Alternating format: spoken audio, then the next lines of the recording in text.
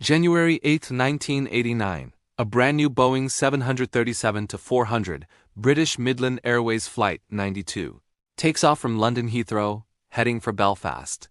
On board are 118 passengers and a crew of 8, looking forward to a routine 90-minute hop. The plane, registered GOBME, is the pride of the fleet. In service for just 2 months, powered by state-of-the-art CFM SIV6 turbofan engines.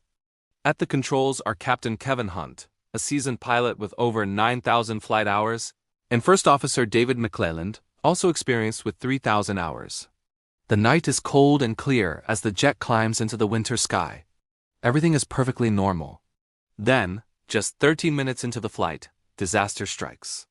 At 28,300 feet, without warning, the left engine suffers a catastrophic failure. A fan blade, weakened by metal fatigue, snaps off.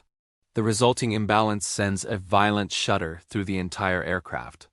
Debris from the shattered engine slices through its casing. In the cabin, smoke and a sharp, oily smell begin to fill the air, seeping in through the vents. Passengers near the back of the plane see a terrifying sight, sparks and flames flickering from the left engine. But up front, the pilots only feel the violent vibration. They have no idea which engine is in trouble. Alarms scream in the cockpit. Low oil pressure. Engine fire. The pilots immediately cut power to the left engine, the one they believe is failing, and push the throttles to gain altitude, trying to buy themselves time. In the controlled chaos of the cockpit, they run through the emergency checklist. But this is a new model of the 737, and its systems are different. The way the instruments display vibration and fire warnings is ambiguous, masking the true source of the problem. Ironically, passengers on the right side of the plane have a clear view of the flames engulfing the left engine. But in the high-stress environment, that information never reaches the cockpit. Based on the confusing instrument readings and the gut-wrenching vibrations they feel on their side of the cockpit, the pilots make a fateful decision. First Officer McClelland, convinced the right engine is the problem, shuts it down. It's a critical, irreversible error. They have just disabled their only fully functioning engine. The damaged left engine, while still sputtering and surging, is now their only source of power. Captain Hunt radios air traffic control, declaring an emergency. They decide to divert to East Midlands Airport, which is closer than trying to return to Heathrow. The crippled jet begins its descent, flying on a prayer and a single wounded engine. As they descend towards East Midlands, the aircraft is surprisingly stable, though shaken by the struggling engine. The crew prepares for a tense but manageable emergency landing. But as they lower the landing gear and extend the flaps for final approach, the strain becomes too much. The vibrations from the left engine intensify dramatically. At just 900 feet above the ground, about 1.5 miles from the runway, Captain Hunt increases power to control their descent. The sudden demand is the final straw for the damaged engine. It surges one last time, then flames out completely. Silence. Both engines are now dead. The Boeing 737 is now a 40-ton glider falling out of the sky. There's no time to restart anything. The ground is rushing up to meet them.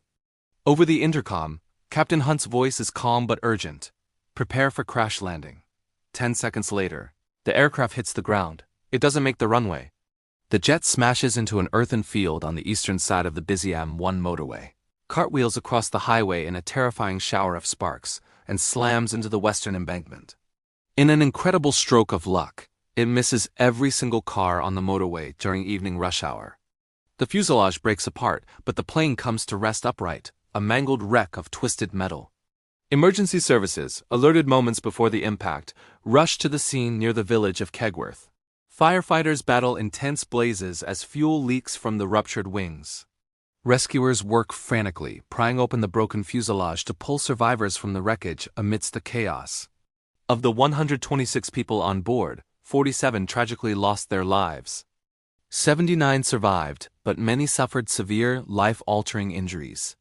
Local residents, like Graham Pearson, who helped victims for 3 hours before professional crews arrived, became heroes that night, offering comfort and aid in the critical first moments. The injured were airlifted to nearby hospitals, and the community was left in shock. The investigation that followed, led by Britain's Air Accidents Investigation Branch, uncovered a chain of events. The initial cause was the fan blade failure, traced back to a microscopic manufacturing defect. But the pivotal moment was the crew's decision to shut down the wrong engine. The report highlighted several contributing factors: inadequate training on the new 737-400 systems, ambiguous cockpit instruments, and a breakdown in communication that prevented the pilots from using information that was plain to see from many of the passengers. The airline had rushed the new planes into service without full simulator training, and the engine manufacturer hadn't identified the specific vibration pattern during certification. Both pilots survived the crash, but their lives were changed forever. Captain Hunt was paralyzed from the waist down. He later spoke about the intense disorientation and sensory overload in the cockpit that led to their mistake. The Kegworth Air Disaster, as it came to be known, became a catalyst for massive changes in aviation safety. The accident led to significant improvements in crew resource management, training pilots to communicate more effectively and challenge each other's decisions during emergencies. Cockpit displays on the 737 were redesigned to be more intuitive. Even the brace position was re-evaluated, with new safety cards showing passengers how to protect themselves better, especially from lower body injuries. Engine manufacturer CFM International redesigned the fan blades, retrofitting thousands of engines to prevent a similar failure from ever happening again. In the small village of Kegworth, a memorial garden now stands in the local cemetery, a quiet place to honor those who were lost. It's a somber reminder of that terrible night, but it's also a testament to the lessons learned. The tragedy of Flight 92, born from a combination of mechanical failure and human error, ultimately helped forge a safer future for air travel, ensuring that the skies we fly in today are safer for millions of people around the world. Thank you so much for watching. The story of Flight 92 is a powerful reminder of how far aviation safety has come.